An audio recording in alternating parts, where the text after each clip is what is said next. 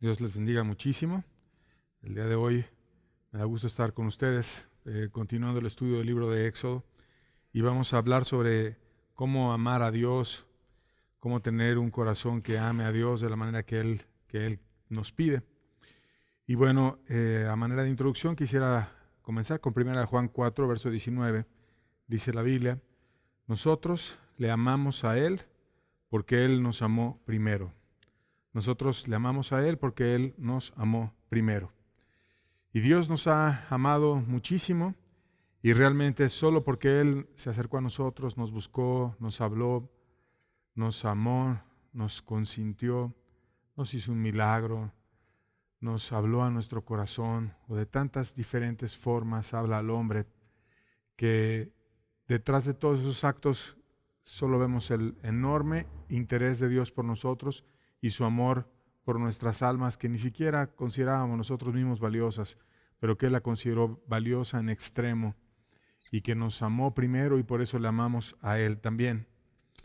Un predicador fue a visitar a un granjero, hablando de un ejemplo, y cuando llegó ahí con el granjero, vio que el granjero tenía una veleta, y en la veleta tenía escrito una frase que decía: Dios es amor.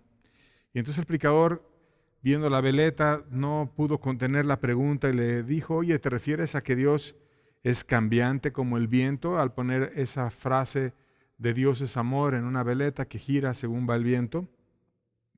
Y el otro granjero le dijo al predicador: no, más bien me refiero a que no importe hacia dónde sople el viento, Dios es amor.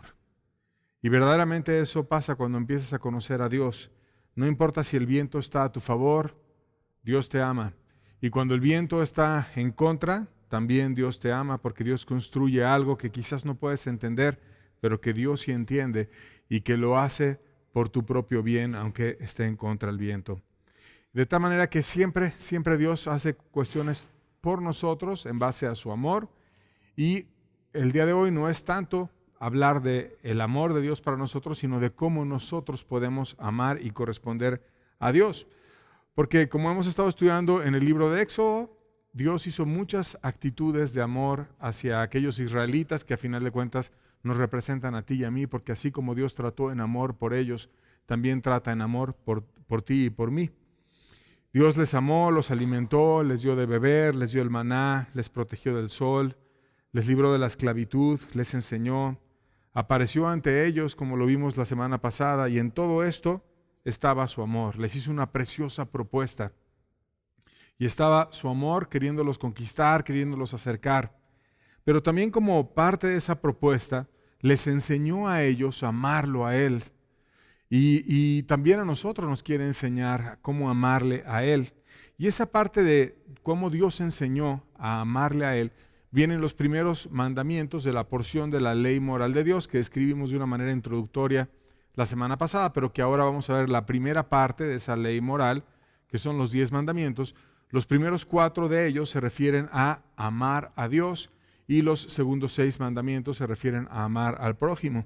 Y vamos a ver cada uno de ellos, no tanto poniendo énfasis en un mandamiento en sí, sino en la oportunidad que Dios nos da de aprenderlo a amar a través de esas instrucciones, que sí es cierto, son órdenes, son mandamientos, y los debemos de obedecer, pero que detrás de ello es una grandísima oportunidad para que aprendamos no solamente a obedecer, sino a amar a Dios.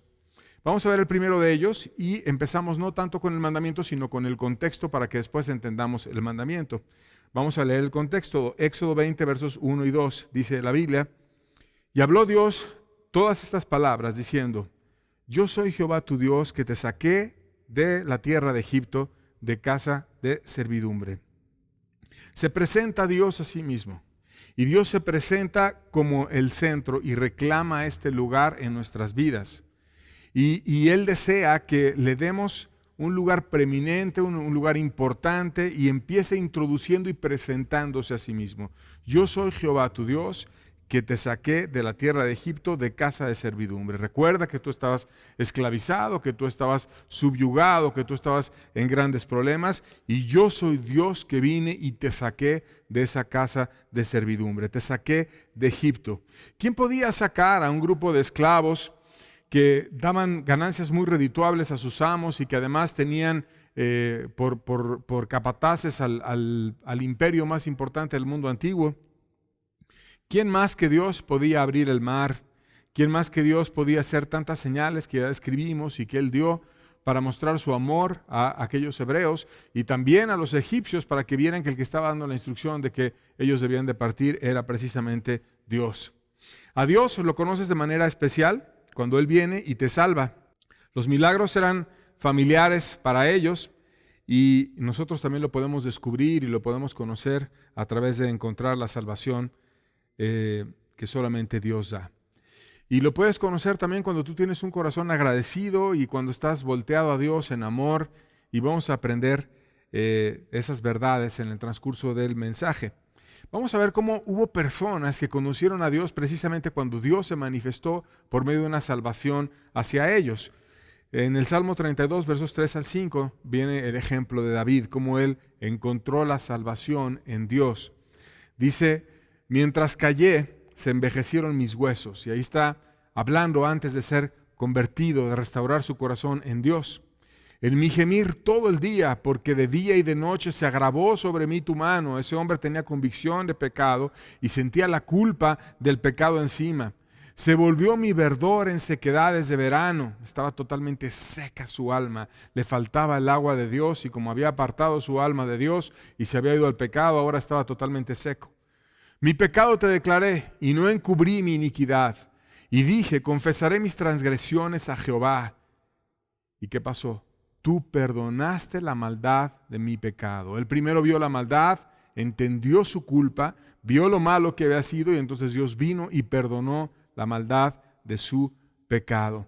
Y entonces él mismo, el salmista, ahora viene y expresa el testimonio de lo que Dios había hecho en él y cómo Dios había restaurado su alma después de un grandísimo pecado muy grave que tuvo él. Y enseña a las demás personas para que vayan y busquen a ese Dios salvador que puede venir y puede restaurar y sacarte de la esclavitud como con aquellos hebreos, restaurarte por completo. Versos 1 y 2 de ese Salmo 32 lo leemos, dice: bienaventurado aquel cuya transgresión ha sido perdonada y cubierto su pecado. Bienaventurado el hombre a quien Jehová no culpa de iniquidad y en cuyo espíritu no hay engaño. Felicísimo es aquel que haya el perdón de sus pecados, que encuentra a Dios, a un Dios real, a un Dios que te perdona, a un Dios que te restaura, a un Dios que cambia por completo. Yo soy Jehová que te saqué de Egipto, de casa de servidumbre. Tú quizás estás también en casa de servidumbre, estás en una esclavitud, estás en una dificultad, estás en una opresión en el alma, y Dios puede venir, porque estos ejemplos de lo que Él hizo con David, lo puede hacer con cualquier otra persona y lo puede hacer contigo y tú lo necesitas. Él puede venir y te puede cambiar. Lo hizo con Pablo. Hechos 9, versos 11 al 15 dice: y el Señor le dijo: levántate y ve a la calle que se llama Derecha y busca en casa de Judas a uno llamado Saulo de Tarso, porque he aquí él ora. Y ha visto en visión a un varón llamado Ananías que entra y le pone las manos encima para que recobre la vista. Estaba Dios hablando con un hermano llamado Ananías y le estaba instruyendo lo que ese hombre tenía que hacer para ir a orar por Pablo. Entonces Ananías respondió: Señor, he oído de muchos acerca de este hombre, cuántos males ha hecho a tus santos en Jerusalén, y aún aquí tiene autoridad de los principales sacerdotes para prender a todos los que invocan tu nombre. El Señor le dijo: ve, porque instrumento escogido me es este para llevar mi nombre en presencia de gentiles, de reyes y de los hijos de Israel. Y Dios hizo un milagro hermosísimo en este hombre, en Pablo, que era un perseguidor de la iglesia, que él de manera obsesiva iba tras los cristianos, los mataba, los torturaba, hacía todo tipo de males en contra de la iglesia. Pero Dios cambió su corazón con una ocasión en la que se presentó delante de él, y ese hombre terminó transformado completamente de perseguidor de la iglesia a promotor, a un evangelista y a un apóstol finalmente, que terminó levantándose con poder y dando testimonio de Dios delante de los gentiles, delante de los reyes, delante de toda persona que tuvo enfrente. Nunca cayó y siempre habló la verdad de lo que Dios quería expresar para las demás personas y también de los hijos de Israel. Se levantó un poderosísimo apóstol. ¿Quién cambió a ese hombre? Lo cambió Dios, lo sacó de casa de servidumbre, lo hizo un ser nuevo. vamos a ver un ejemplo de cómo los gentiles también recibieron esa bendición, no solamente para judíos, sino para todo ser humano. Y vamos a verlo en el caso de Cornelio y su familia y los gentiles que reunió Cornelio en su casa. Dice Hechos 10, versos 34 al 35, y luego pasamos al 44 al 45. Dice, entonces Pedro, el apóstol, abriendo la boca, dijo, en verdad comprendo que Dios no hace acepción de personas. Él mismo estaba siendo instruido con lo que estaba viendo enfrente, sino que en toda nación, no importa si es israelita o no es israelita, en toda nación se agrada del que le teme y hace justicia. Por lo tanto, no importa si estamos en México o en cualquier otro lugar, Dios se agrada del que le teme y hace justicia. Mientras aún hablaba Pedro estas palabras, el Espíritu Santo cayó sobre todos los que oían el discurso, y los fieles de la circuncisión que habían venido con Pedro se quedaron atónitos de que también sobre los gentiles se derramase el Espíritu Santo. Ellos no conocían el enorme amor de Dios a profundidad, los que iban con Pedro, y Pedro mismo estaba impresionado. ¿Cómo es que el Espíritu Santo, algo tan sagrado y tan precioso, se derrama en aquellos gentiles simplemente porque tienen el anhelo de agradar a Dios, de temer en un sentido adecuado las cosas que Dios pide que temamos, como el apartarnos de Él, como el deshonrarlo a Él, y entonces dedicarse a hacer justicia? Y cuando vio esos corazones de esa manera, Dios derramó de su espíritu, compartió su intimidad, empezó a acercarse a ellos, y tuvieron muchísimo poder aquellas personas que recibieron la gracia que es para todos, la gracia que es para toda nación, la gracia que es para ti también. Ahora, después de entender este contexto de cómo Dios se presenta como aquel que puede derramar la gracia, como aquel que puede cambiar a una persona por completo, vamos a leer entonces ya no solamente la primera parte, sino el mandamiento completo. Dice Éxodo 20 del 1 al 3, el primer mandamiento completo. Y habló Dios todas estas palabras diciendo, yo soy Jehová tu Dios, que te saqué de la tierra de Egipto de casa de servidumbre. Eso lo habíamos leído y ya lo comentamos. Y ahora la parte siguiente es, no tendrás dioses ajenos delante de mí. No tendrás dioses ajenos delante de mí. O sea, como solo yo tengo el poder de librarte de la esclavitud, como solo yo te puedo sacar de casa de servidumbre, como no existe nadie que hubiera podido sacar un grupo de esclavos de Egipto, de aquella nación poderosa, sino solo Dios, entonces no quiero que tengas a nadie más delante de mí, porque no hay nadie como yo. Y así Dios se presenta, porque solo yo puedo hacer ese tipo de cuestiones, y ahora yo te pido que no tengas ningún otro Dios ajeno, que no te puede librar de aflicciones y que no te puede cambiar, ni restaurar, ni saciar tu alma. ¿Qué implica este mandamiento? Afirma primeramente la existencia y el gobierno de un solo Dios. Hay un Dios que gobierna. Él debe de ser el único Dios en nuestros corazones, y niega por ende el politeísmo, esto es, que existan otros dioses, porque dice que no vas a tener otro Dios ajeno delante de Él. Solamente hay un Dios y ese va a ser nuestro Dios. Y cuando dice no tendrás dioses ajenos, lo dice con D minúscula, porque los hombres incrédulos o las personas que tienen un corazón desviado podrán pensar que otras cosas son Dios, mas son engaños de ellos, porque solamente existe un Dios. Y dice Dios que se había presentado delante de Dios, yo te saqué, yo te demostré, yo tengo poder, y tú no debes de tener ningún Dios ajeno delante de mí. Aclara entonces que hay un solo Dios. Esa acepción de Dios evidentemente se refiere también a nuestro Señor Jesucristo, porque Jesús es Jehová. Juan 8, versos 56 a 59, vamos a ver cómo también se refiere a Él. Dice, Abraham vuestro padre se gozó de que había de venir mi día, y lo vio, y se gozó. Entonces le dijeron los judíos, ¿aún no tienes 50 años y has visto a Abraham? Jesús le dijo, de cierto os digo, antes que Abraham fuese, yo soy. Tomaron entonces piedras para arrojárselas, pero Jesús se escondió y salió del templo, y atravesando por el medio de ellos, se fue. Porque Jesús es Dios. Y se presentaba como Dios. Y Él les decía, antes que Abraham, que era como si fuera el primer judío, el primer creyente, el que nos trajo una fe diferente para las mentes de muchos de ellos. Pero antes de Abraham soy yo. ¿Y quién estaba diciendo que era si Él decía que era antes de Abraham? Dios. Y los judíos entendían perfectamente lo que Jesús estaba diciendo. Y cuando dijo yo soy, estaba haciendo una acepción de utilizar el nombre de Dios en su persona. Entonces tomaron piedras porque decían, esta persona se está haciendo Dios. Y lo querían matar. Pero como si hubiera hecho un milagro, pasó por en medio de ellos, se quedaron inmóviles ante Dios y vieron cómo Él se fue. Porque Jesús es Dios. El apóstol Pablo declaró también quién es Él. Colosenses 1, versos 15 al 18, lo vamos a leer. Dice, Él es la imagen del Dios invisible, el primogénito de toda creación, porque en Él fueron creadas todas las cosas, las que hay en los cielos, las que hay en la tierra, visibles e invisibles, sean tronos, sean dominios, sean principados, sean potestades. Todo fue creado por medio de Él y para Él.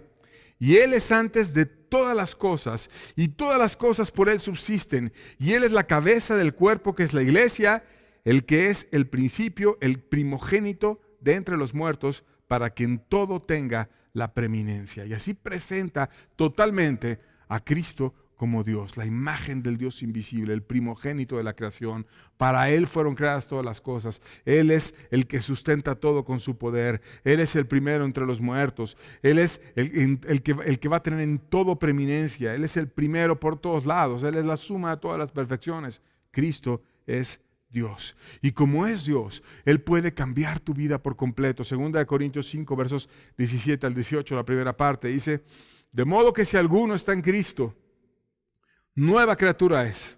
Las cosas viejas pasaron, he aquí todas son hechas nuevas, y todo esto proviene de Dios, quien nos reconcilió consigo mismo por Cristo. Cristo puede hacer que una persona tenga un corazón nuevo, puede restaurar las cosas viejas, puede hacer que tú puedas decir, eso era yo antes, mas ya no soy así, y tengas un cambio por completo. Y Cristo viene y cambia por completo las cosas. Y el Padre lo envió para reconciliar consigo mismo por medio de Cristo a toda la humanidad que quiera aprovechar esa inmensa oportunidad. No hay nadie que pueda hacer las cosas que Dios hace. Y no hay nadie que pueda salvar tu corazón, ni el mío, ni el de ninguna persona, excepto Dios, por medio de Cristo, que es Dios también. El Padre y Cristo son Dios. Salmo 86, versos 8 al 10, dice, oh Señor, ninguno hay como tú entre los dioses. Y hablando dioses con D minúscula, personas que no son dioses o falsos dioses, pero para hablar el lenguaje de aquellas personas, ok, vamos a suponer que son dioses, pero lo presenta como algo que no es Dios. No hay ninguno como tú entre los dioses, ni obras que igualen tus obras. Todas las naciones que hiciste vendrán y te adorarán delante de ti, Señor, y glorificarán tu nombre, porque tú eres grande y hacedor de maravillas. Solo tú eres Dios. Solo Él es Dios. Por lo tanto, como solo Él es Dios, no hay que tener ningún Dios ajeno delante de su presencia. En nuestros corazones o de cualquier forma que nos pueda desviar del único que puede ser la luz verdadera que alumbre nuestros corazones y de aquel que necesita nuestras almas beber de su agua y limpiar nuestros pecados y cambiar nuestros corazones y tomar la fortaleza y la gracia solamente de parte de Dios. Entonces este primer mandamiento te ayuda a acercarte a Dios. Te ayuda a conocer a Dios como Salvador. Te ayuda a que tú descubras a un Dios poderoso. En realidad es una enorme bendición poder ver a Dios como alguien poderoso que puede venir, te puede restaurar, te puede salvar, te puede acercar a Él y puede manifestar sus preciosas maravillas en ti. Después de eso viene el segundo mandamiento. Éxodo 20, versos 4 al 6, lo vamos a leer. No te harás imagen ni ninguna semejanza de lo que está arriba en el cielo, ni abajo en la tierra, ni en las aguas debajo de la tierra. No te inclinarás a ellas ni las honrarás, porque yo soy Jehová tu Dios, fuerte, celoso, que visito la maldad de los padres sobre los hijos hasta la tercera y cuarta generación de los que me aborrecen, y hago misericordia a millares a los que me aman y guardan mis mandamientos. Te está prohibiendo, después de explicarte quién es Dios y después de mostrarte quién es ese Dios que te puede sacar de la esclavitud y que tiene un poder real y que no debes de tener ningún Dios ajeno delante de Él, te dice, ahora que ya te centraste solamente en Dios, Te voy a explicar. Tú no debes de mal representar a Dios. Tú no debes de tratar de darle una ayudadita a los corazones de otras personas para que puedan entender cómo es Dios. Y que se te ocurra a ti hacer una imagen, alguna pintura, alguna estatua o algo que represente a Dios, o que represente el cielo, o que represente a los ángeles en el cielo, o que represente a personas que estén en el cielo, los que hayan alcanzado la salvación, o aquí hombres sublimes en la tierra, o aún personas en el Seol. No tienes por qué andar haciendo imágenes de cualquier tipo de material, ya sea oro, sea plata, sea madera, del más grande de los artistas, aunque sea Miguel Ángel, aunque sea el mejor escultor, el mejor pintor, aunque sea quien sea. No tienes por qué hacer imágenes de algo que, por grande y buen artista que sea algún ser humano, no puede representar. Porque nadie tiene la capacidad de representar a Dios. Entonces, ¿cómo Dios lo podemos ver? Bueno, Dios se representa a sí mismo. Deuteronomio 4, versos 15 al 16, dice: guardad pues mucho vuestras almas. Y fíjate, mucho lo debes de guardar. Pues ninguna figura visteis el día que Jehová habló con vosotros en medio del fuego, para que no os corrompáis y hagáis para vosotros escultura, imagen de figura alguna, efigie de varón o de hembra. Guarda tu alma, porque Dios, cuando se mostró en aquel lugar, en medio del fuego, y hablamos de eso la semana pasada, y en el monte apareció Dios, no apareció con un montón de figuras, ni estatuitas que bajaron, ni se llenó el cielo con una imagen preciosa hecha por un gran pintor. No hizo nada de eso. Dios se representó a sí mismo con fuego, como a Él le plació mostrarse a esas personas ese día. El hombre está hecho para adorar.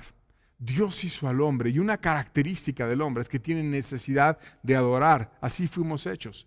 Y entonces muchas personas, como no tienen una cercanía con Dios, terminan adorando otra cosa, terminan adorando una mujer, un hombre, terminan adorando el dinero, terminan adorando un objeto, terminan haciendo con un corazón desviado otra cosa, adorando algo que no es Dios, o aunque tú le llames Dios, pero no es Dios.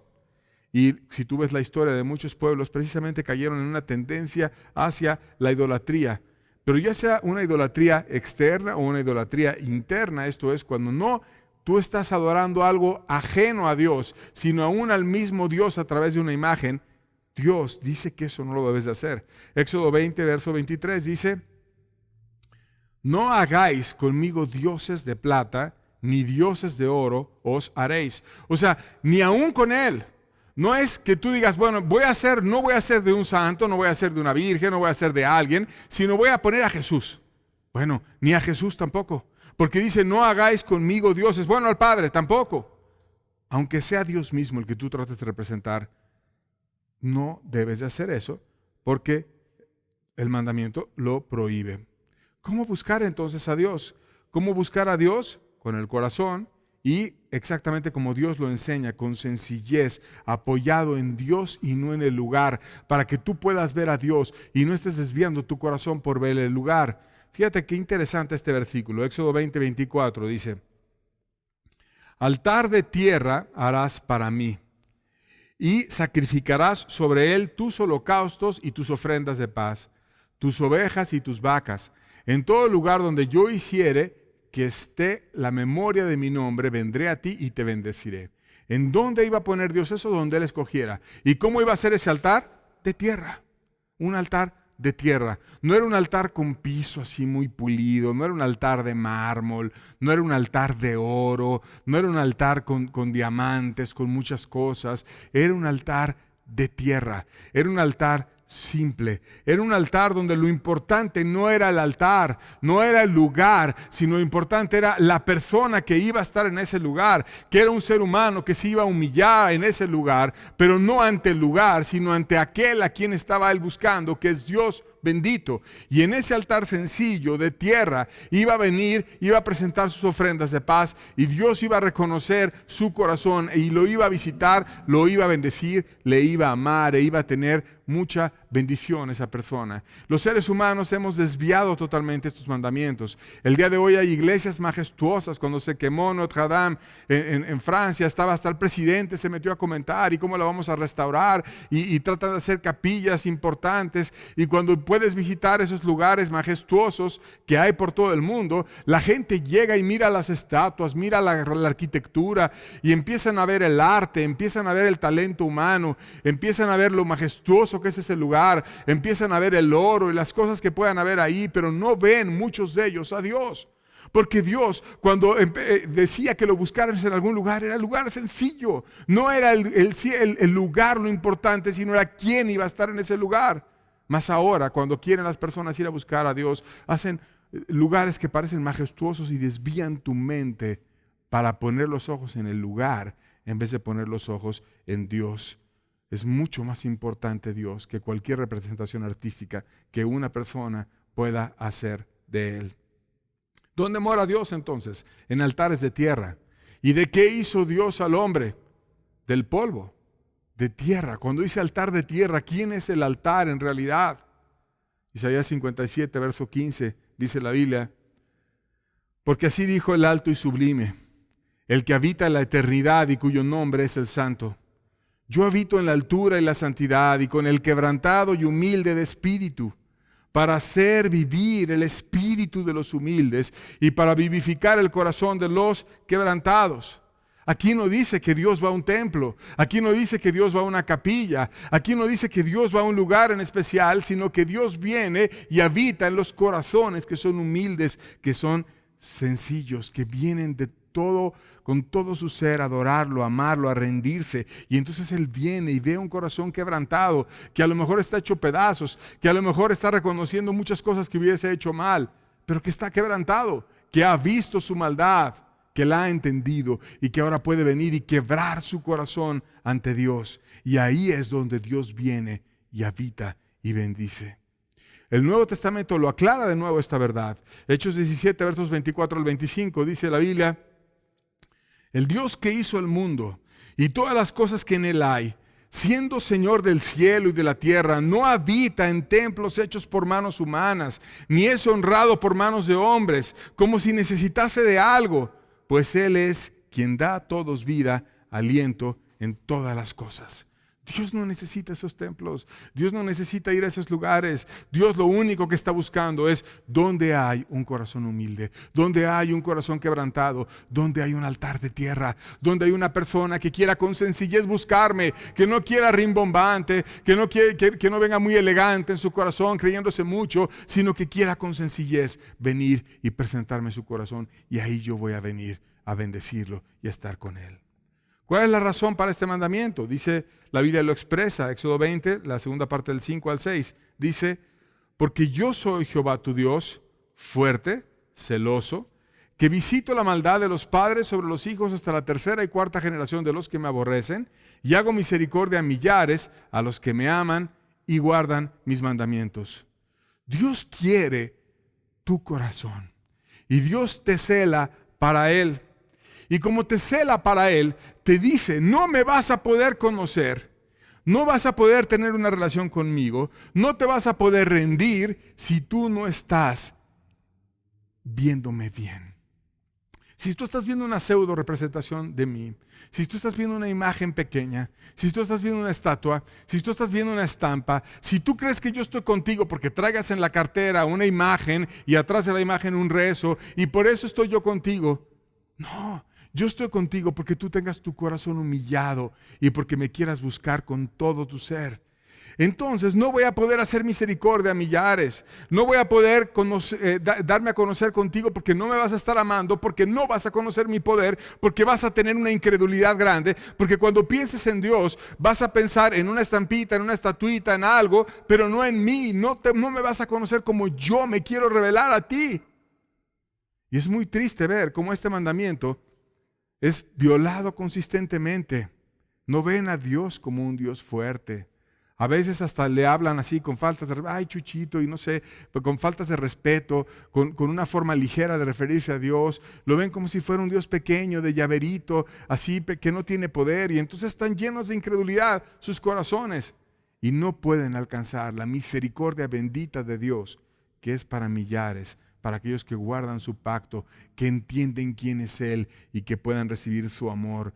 Van a tener falta de fe, van a tener falta de confianza, no se van a poder arrepentir, no van a tener fe en un Dios fuerte, porque no están viendo a Dios, sino tienen una imagen mental que está mal representando al verdadero Dios. Y si tú, en vez de estar viendo esas imágenes mentales que alguien por vender cuadros o por vender algo, por tener un negocio, las está transmitiendo y haciendo negocio con eso, pero si tú quitas esas imágenes y empiezas a ver al Dios vivo y real, y Él viene y representa lo que Él es delante de tu corazón, lo vas a descubrir de una manera poderosa. La idolatría te lleva a una muerte por completo. Este mandamiento ha sido borrado de muchas Biblias católicas. Borraron este mandamiento. Sin embargo, cuando tú ves versiones antiguas, este mandamiento está en la Biblia, por supuesto que está en la Biblia de los judíos, que es el Antiguo Testamento, en la Biblia samaritana, en la Biblia caldea, en la Biblia siriaca, en la Septuaginta, en la Vulgata, en la Copta, en la Arábiga, en muchísimas. Y no tenían por qué haber tomado este mandamiento y quitarlo de la Biblia.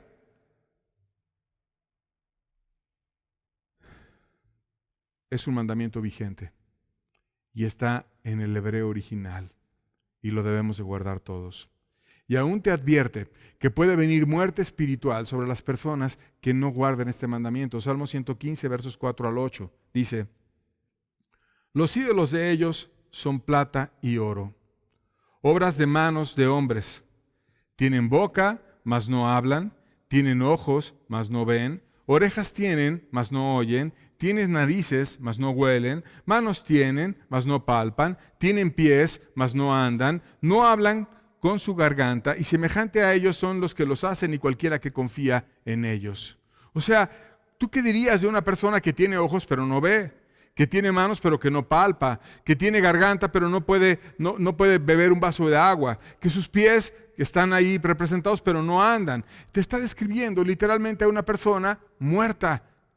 Y así son, dice, semejantes a ellos son los que los hacen y cualquiera que confía en ellos. O sea, su vida no puede ser bendecida porque no están obedeciendo este mandamiento y no están descubriendo al Dios vivo, que es mucho más que una representación burda que puede hacer un ser humano. También Dios, además de esto, ironiza sobre aquellos que hacen los ídolos. Isaías 44, versos 9 al 11, dice: los formadores de imágenes de talla, todos ellos son vanidad, y lo más precioso de ellos para nada es útil. Y ellos mismos son testigos para su confusión de que los ídolos no ven ni entienden. ¿Quién formó un dios o quién fundió una imagen que para nada es de provecho? He aquí que todos los tuyos serán avergonzados, porque los artífices mismos son hombres. Todos ellos se juntarán y se presentarán y se asombrarán y serán avergonzados a una. Dios está ironizando sobre esos formadores de imágenes, sobre personas que no entienden, que hacen cuestiones que son inútiles para Dios, que ellos no pueden formar a un Dios realmente. Dice que van a ser avergonzados cuando algún día vayan delante de Dios y cuando Dios les pregunte: ¿por qué hiciste representaciones burdas de mí? ¿Por qué sembraste a través de todo eso incredulidad en muchas personas? Van a huir de su presencia y van a acabar avergonzados. Por eso, querido amigo, es momento de renunciar a ese tipo de cosas y de empezar a amar a Dios, no como te enseñaron quizás, o como tú crees que se debe de hacer, sino como dice la Biblia que se debe de hacer. Porque cuando tú lo hagas a la manera de Dios, vas a descubrir un poder real que Dios tiene guardado para ti. Vamos a ver el tercer mandamiento. Éxodo 20, verso 7. Dice la Biblia: no tomarás el nombre de Jehová tu Dios en vano, porque no dará por inocente Jehová al que tomare su nombre en vano. ¿Qué es lo importante en este mandamiento? Pues el nombre de Dios es lo importante. Y es interesante reflexionar la manera en la que Dios se representó a sí mismo en la Biblia. Jacob, por ejemplo, que hablamos de él en el libro de Génesis, él deseó saber el nombre de Dios. Y cuando estaba luchando con el ángel en Peniel, le rogaba que le dijese su nombre. Y quería saber el nombre de aquel que podía bendecirlo. Y rogaba por la bendición, mas no sabía su nombre. Quería tener su nombre para adorarlo. Pero Dios no se reveló en ese momento con su nombre. Después se reveló con su nombre. Muchos años después se reveló. Y vino y dijo: yo soy el que soy. Pero después, más adelante, empezó a mostrar mayores revelaciones de sí mismo. Isaías 9:6, vamos a ver una de ellas. Porque niño nos es nacido, hijo nos es dado, y el principado sobre su hombro, y se llamará su nombre admirable, consejero, Dios fuerte, Padre eterno, príncipe de paz. Y te dicen muchas cosas preciosas de nuestro precioso Señor Jesucristo. Un niño que iba a nacer, que iba a ser como un hijo, pero que no era solamente un niño, que tenía toda la autoridad, tenía el principado, era admirable, era consejero, era sabio, era Dios fuerte, era Padre eterno, era príncipe de paz. Y te dice una revelación mayor de Dios. Después, sigue avanzando la Biblia y en Juan 14, versos 8 al 9, vemos otro ejemplo de cómo la revelación es mayor todavía. Felipe le dijo, Señor, muéstranos al Padre y nos basta. Jesús le dijo, ¿tanto tiempo hace que estoy con vosotros y no me has conocido, Felipe? El que me ha visto a mí, ha visto al Padre. ¿Cómo pues dices tú, muéstranos al Padre? O sea, Jesús se presenta como ese Padre eterno del cual habló Isaías, como el cumplimiento de la profecía. Y entonces ahora Felipe estaba entendiendo más claramente que delante de él se estaba cumpliendo la profecía y tenía al Padre eterno delante de sí mismo. Y si seguimos viendo en la Biblia, en Apocalipsis 19, versos 11 al 13 y después el 16, de nuevo se representa a Dios con una mayor cantidad de información. Vemos lo que dice el pasaje, dice, entonces vi el cielo abierto y he aquí un caballo blanco y el que lo montaba se llamaba Fiel y Verdadero y empieza a describirlo. Y con justicia pelea y sus ojos eran como llama de fuego y había en su cabeza muchas diademas y tenía un nombre escrito que ninguno conocía sino él mismo. Y estaba vestido de una ropa teñida en sangre y su nombre es el Verbo de Dios. En su vestidura y en su muslo tiene escrito este nombre, Rey de Reyes y Señor de Señores. Y es una preciosa representación de lo que es nuestro Señor Jesucristo. Y una parte interesante, este pasaje que acabamos de leer, que ya lo describe mucho más y nos da mucha más luz de la que al inicio venía dando la Biblia, es que dice que tenía un nombre escrito que ninguno conocía sino él mismo. O sea, nadie sabe ese nombre de Jesús sino él mismo. Y algún día él va a tomar ese nombre y nos lo va a revelar, otro nombre diferente a los que ya hemos visto. Y nos vamos a admirar más de Él, y lo vamos a adorar más, y lo vamos a conocer. Aún mayores revelaciones que las que vienen en el libro de Apocalipsis se van a dar después. Entonces la revelación de Dios es progresiva. ¿Por qué era progresiva? Porque no es cualquier cosa el nombre de Dios. Porque hay que entender algo sagradísimo como es Dios, como es su nombre, entender la representación, no tomarlo a la ligera. ¿Qué prohíbe entonces este mandamiento? Prohíbe los falsos juramentos usando su nombre. Prohíbe el uso superficial del nombre de Dios, prohíbe el citar a Dios por testigo para una mentira, el hacer bromas o insultos de Dios, el citarlo innecesariamente, sin respeto, sin reverencia. Hay un ejemplo en el Nuevo Testamento en el cual fueron llamados Ananías y Zafira a un concilio, donde estaba Dios ahí y delante de una autoridad en la iglesia, y les preguntaron una información. Y ellos dijeron una mentira delante del concilio, en una autoridad. Y entonces violaron ese mandamiento porque estaban tomando a Dios a la ligera en sus corazones y terminaron muertos ahí mismo en un juicio que Dios mandó sobre ellos. De tal manera que es sagrado su nombre. Es muy importante su nombre. La manera en la que usas el nombre de una persona tiene que ver con la reverencia y el respeto que tú le tienes a esa persona. Y dice el mandamiento, no va a tener Dios por inocente aquel que toma su nombre en vano. Aquel que toma su nombre para degradarlo, para solapar ligerezas, chistes. Y la verdadera piedad viene con un verdadero amor a Dios y con un respeto y una reverencia ante todo lo que Él es. Y por eso nos da una advertencia. Y tenemos que tener cuidado porque este mandamiento muchas veces se viola. Hay mucha gente simple, ligera, superficial, que no toma el nombre de Dios como se debe de tomar. No lo va viendo como algo sagrado, como Dios lo representó en su palabra, de una forma así como que muchos deseaban saber su nombre, como Jacob, pero todavía no se daba su nombre. Y nosotros que tenemos todo y todos los nombres, no podemos ser ligeros y andar malentendiendo a Dios o siendo superficiales. La suegra de un fundador de un orfanatorio en Alemania y que era pastor, que se llama Juan Federico Oberlin, y es célebre en la historia del cristianismo. Hay una anécdota en la cual él narra cómo trató con su suegra un problema que ella tenía en tomar el nombre de Dios en vano. Entonces, para instruir a su suegra, vio que tenía una huerta y estaba infectada de orugas y empezó a utilizar a las orugas para ejemplificarle a su suegra la importancia de tomar el nombre de Dios como se debe tomar y no en vano.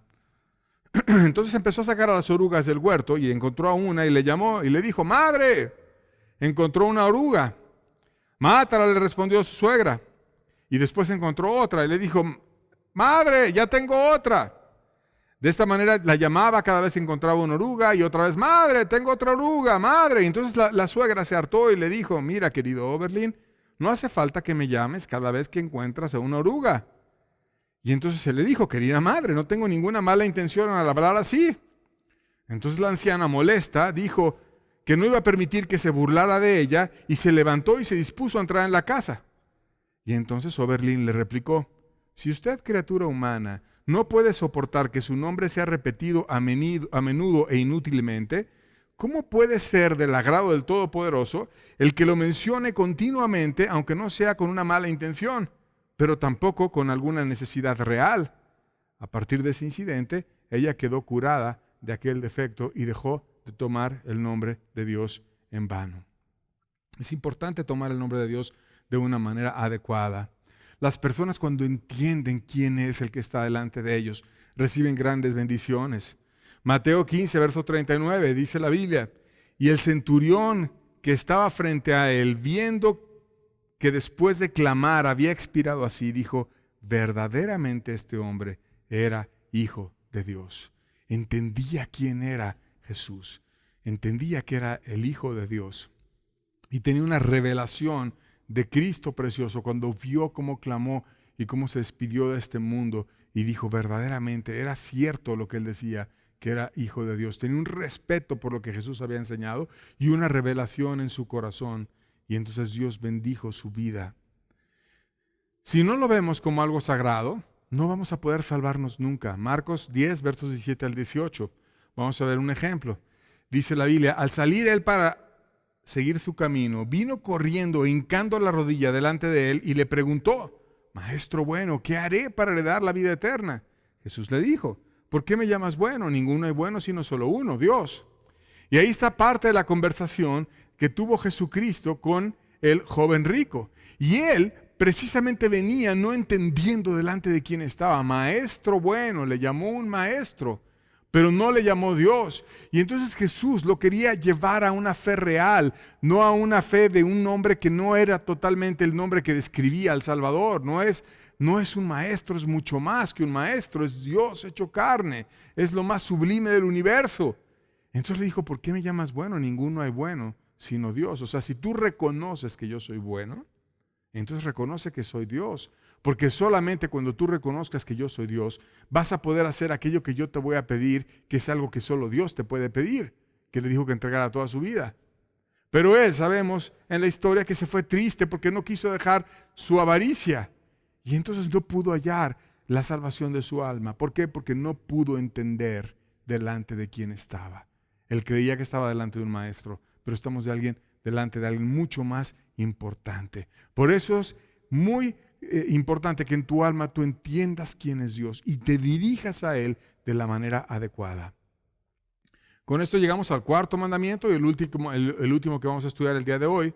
Lo vamos a leer primeramente, Éxodo 20, versos 8 al 11. Dice la Biblia: «Acuérdate del día de reposo para santificarlo. 6 días trabajarás y harás toda tu obra, mas el 7º día es reposo para Jehová tu Dios. No hagas en él obra alguna, tú, ni tu hijo, ni tu hija, ni tu siervo, ni tu criada, ni tu bestia, ni tu extranjero que está dentro de tus puertas, porque en 6 días hizo Jehová los cielos y la tierra y el mar y todas las cosas que en ellos hay, y reposó en el 7º día.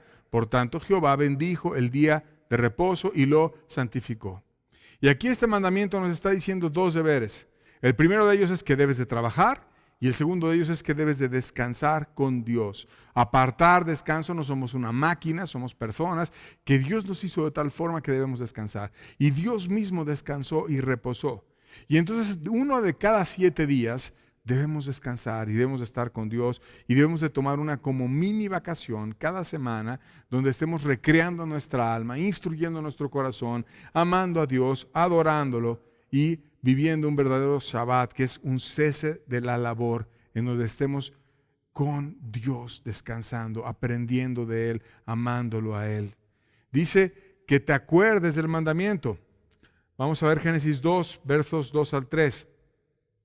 Y acabó Dios en el día séptimo la obra que hizo y reposó el día séptimo de toda la obra que hizo y bendijo Dios al día séptimo y lo santificó porque en él reposó de toda la obra que había hecho en la creación. Por eso decía, acuérdate del día de reposo para santificarlo, para que lo apartes para Dios. Acuérdate. ¿Y de qué se tiene de acordar? De este pasaje, de que Dios mismo desde el inicio, Él guardó ese día de reposo. Y entonces estaba instituido aún antes de la creación. Y ese día de reposo es como una figura del descanso eterno que algún día tendremos por siempre con Dios por medio de Cristo. Hebreos 4, versos 2 al 5, lo leemos juntos. Dice la Biblia, porque también a nosotros se nos ha anunciado la buena nueva como a ellos, pero no les aprovechó el oír la palabra por no ir acompañada de fe a los que oyeron. Pero los que hemos creído, hemos entrado en el reposo de la manera que dijo, por tanto juré en mi ira, no entrarán en mi reposo. O sea, unos hallaron la salvación y otros no. Pero los que hallaron la salvación dice que entraron en su reposo. Aunque las obras suyas estaban acabadas desde la fundación del mundo, o sea, las obras de Dios. Porque en cierto lugar dijo así del séptimo día, y reposó Dios de todas sus obras el séptimo día, y otra vez, he aquí, no entrarán en mi reposo. Entonces Dios entró y vivió ese reposo, y ahora nos llama a nosotros a entrar al reposo eterno con Él. Entonces ese día de reposo, ese momento en el que tú dejas de trabajar, en el que tú dejas los afanes, en el que tú te apartas a buscar a Dios, en el que tú te vuelcas a adorar a Dios, en el que tú puedes leer la Biblia, en el que puedas platicar con tu familia, en el que puedas dormir más, en el que puedas descansar, en el que puedas renovar tu alma, fortalecer tu corazón, tener una mini vacación con Dios y estar con Él amándolo y siendo suyo. Es una grandísima bendición y es como una figura de ese reposo que tendremos por Él en la eternidad.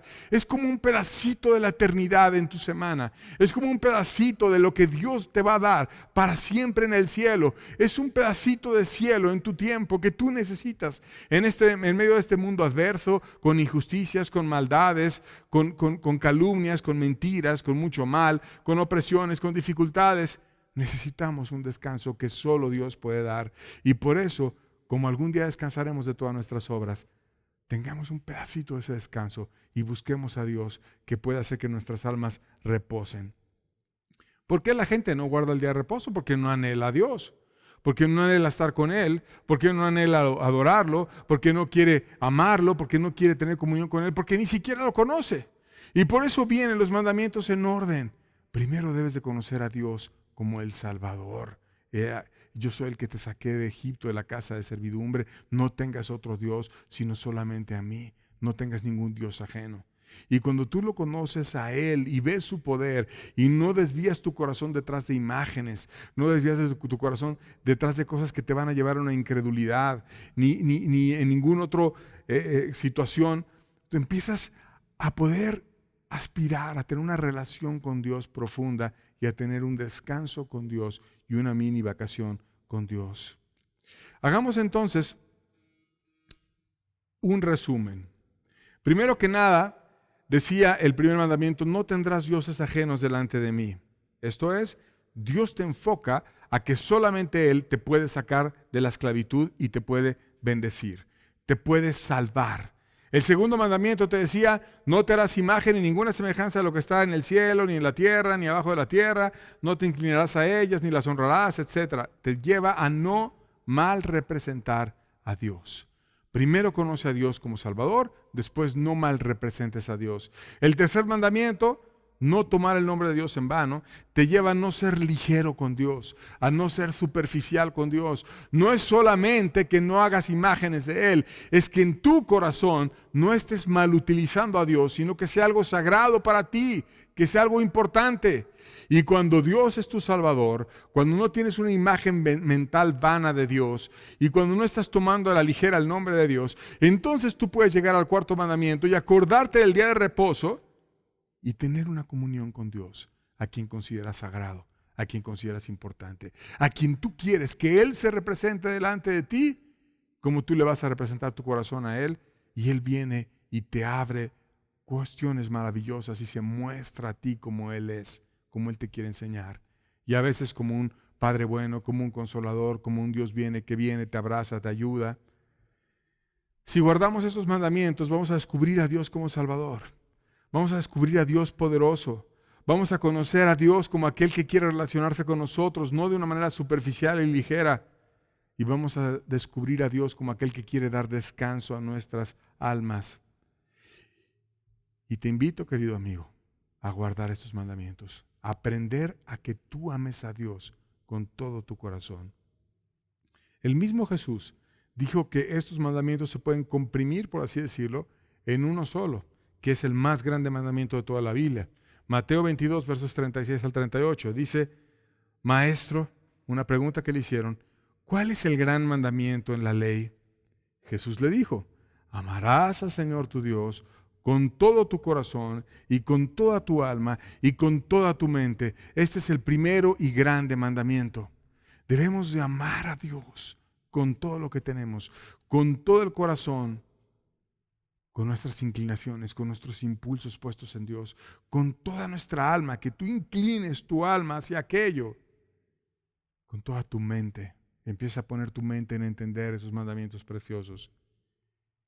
Y cuando hacemos eso, vamos a estar guardando el más grande mandamiento, que si ese mandamiento lo quebraras en pedacitos y lo abrieras un poquito más para poderlo desglosar, vienen en esos 4 mandamientos que nos está enseñando la Biblia cómo amar a Dios desde diversos puntos. ¿Por qué a Dios hay que amarlo? Primero que nada, porque Él solo sustenta el universo. Segundo, porque cuando nosotros amamos a Dios, lo ponemos como el centro de nuestras vidas y Él puede venir y puede ordenar nuestro ser. Tercero, porque Él es justo, porque Él merece que le amemos, porque Él merece que le correspondamos todo lo que Él nos ha dado, la vida, su paciencia, su amor, su instrucción, su favor. Y porque cuando nosotros la amamos, somos bendecidos y podemos encontrarlo y podemos estar con Él. Pero aún para eso, querido amigo, necesitamos la gracia. Para que nosotros podamos amar a Dios, debemos de tener la gracia y la ayuda y el favor de Dios. Y termino con este pasaje. Salmo 119, versos 32 al 35. Dice: por el camino de tus mandamientos correré, cuando ensanches mi corazón. Enséñame, oh Jehová, el camino de tus estatutos, y lo guardaré hasta el fin. Dame entendimiento y guardaré tu ley, y la cumpliré de todo corazón. Guíame por la senda de tus mandamientos, porque en ella tengo mi voluntad. Este hombre le rogaba a Dios y le decía: Señor, quiero correr, no quiero andar lento, no quiero estar con torpeza. Quiero correr por el camino de tus mandamientos, quiero estar contigo, enséñame tus estatutos. Ensancha mi corazón. Haz que mi corazón sea ancho para amarte, para que entres más tú en mí, para que estés tú conmigo, para que podamos tener una relación profunda, para que pueda amarte de una manera adecuada. Haz que esté yo lleno de ti, Señor. Lléname de ti, te lo pido, por favor. Y entonces, si tú hicieras esta oración, Dios podría ensanchar tu corazón. Y Dios podría venir y enseñarte a amarle a Él. Y que sea verdaderamente Él lo primero en tu vida. Que no sea algo mental, que sea algo real. No importa si desde niño has estado siendo instruido en la palabra. Lo importante es qué tanto amas tú a Dios. Hay una anécdota interesante que le pasó a Juan Wesley. Su padre era predicador. Su madre era una mujer piadosa, notable, una mujer pura, una mujer que amaba a sus hijos. En 1735 él viajó a Nueva Inglaterra, en Estados Unidos, de su país, de Inglaterra, a una colonia inglesa en Estados Unidos. Y de regreso en el barco iba y él tuvo una fuerte tormenta de regreso en el barco. Y él corrió a su camarote porque él había pagado el derecho de un camarote, tenía un boleto que le daba más privilegios, y estaba ahí en su camarote con miedo, viendo cómo todo el barco se sacudía y cómo estaban ahí en grandes problemas. Y oyó que arriba, en la cubierta del barco, estaban unos hombres amando a Dios en medio de la tormenta y cantándole a Dios. Ellos no tenían dinero para el camarote y se quedaron en la cubierta, mujeres, niños y hombres. Y estaban en una alabanza, unos moravos, amando a Dios y cantándole y alabándole. Cuando llegó la calma, él salió del camarote y fue a preguntarle a aquellos hombres, mujeres y niños cómo podían ellos adorar a Dios en esas circunstancias. ¿Cómo puede ser que una ola pueda venir y pueda tomar uno de tus niños y arrancártelo al mar y puedan morir? Pero sin embargo, ustedes están cantando y están adorando a Dios. ¿Cómo le pueden hacer? Un moravo le preguntó y le dijo, señor Wesley, ¿conoce usted a Jesucristo? ¿Conoce usted a Jesucristo? Y luego le dijo, ¿cree que a su lado hay razón para sentir miedo? Porque una cosa es tener a Dios teológicamente en la cabeza y otra cosa es tener un conocimiento práctico de Dios y el saber que en medio de la tormenta y que en medio de la dificultad tú puedes seguir adorándole y tú puedes seguir amándole porque Dios siempre te va a llevar a buen puerto. Por tanto, pidamos a Dios que Él nos ensanche el corazón. Pidamos a Dios que Él nos cambie, que Él nos dé su gracia, que Él nos ayude. Si no tienes estos mandamientos y este privilegio de amar a Dios con todo tu corazón, con toda tu mente, con toda tu alma y con todas tus fuerzas, sé humilde, pídele a Dios y dile, aquí está este altar de tierra, aquí está mi corazón, Señor. Enséñame a amarte de tal forma que tu presencia venga a mi corazón.